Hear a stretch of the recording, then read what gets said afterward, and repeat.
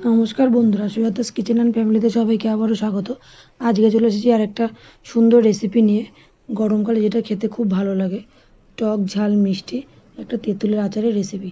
তার জন্য আমি বাজার থেকে তেঁতুল নিয়ে এসে এগুলোকে ভালো করে ঠান্ডা জল দিয়ে চটকে কাতটা বের করে নিয়েছি। এরপর কড়াইতে আমি একটা মশলা তৈরি করে নেব। তার জন্য নিয়েছি কড়াইতে 5 ফোড়ন, শুকনো লঙ্কা, জিরে, মৌরি আর নিয়ে নেব ধনে। এগুলোকে ভালো করে একটু তাওয়ার মধ্যে একটু টেলে নেব। তারপর মিক্সিতে এই মশলাটা গুঁড়ো করে নেব। এদিকে আমি আবারও কড়াইটা বসিয়ে দিয়েছি। সেই কড়াইয়ের মধ্যে আমি দিয়ে দিলাম কিছুটা পরিমাণ সর্ষের তেল।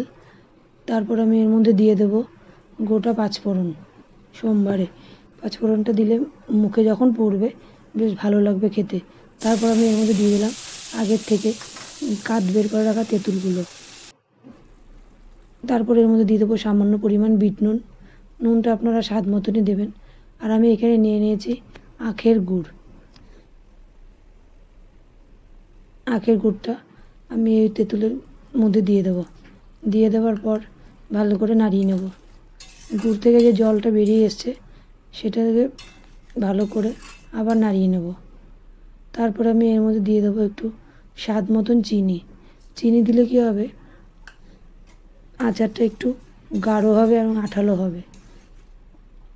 চিনিটা দিয়ে আমি ভালো করে নাড়িয়ে নিলাম। আস্তে আস্তে জলটা শুকিয়ে এসছে, কাঁচা জলটা।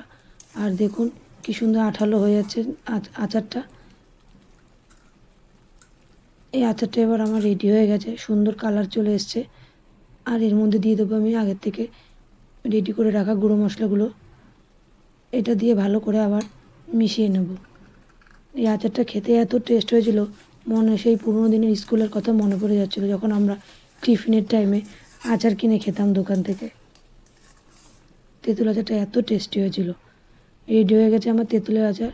এবার ঠান্ডা করে একটা বাটিতে আমি নিয়ে নিয়েছি। এরপর আমি পরে কাচের বয়ামের মধ্যে ভরে রাখবো এবং সারা বছর আমি একটু একটু করে খেতে পারবো, ভালোও লাগবে। আর উপর থেকে একটু বিট নুন ছড়িয়ে নেব। দেখুন আমার রেসিপিটা কি সুন্দর হয়েছে। ধন্যবাদ।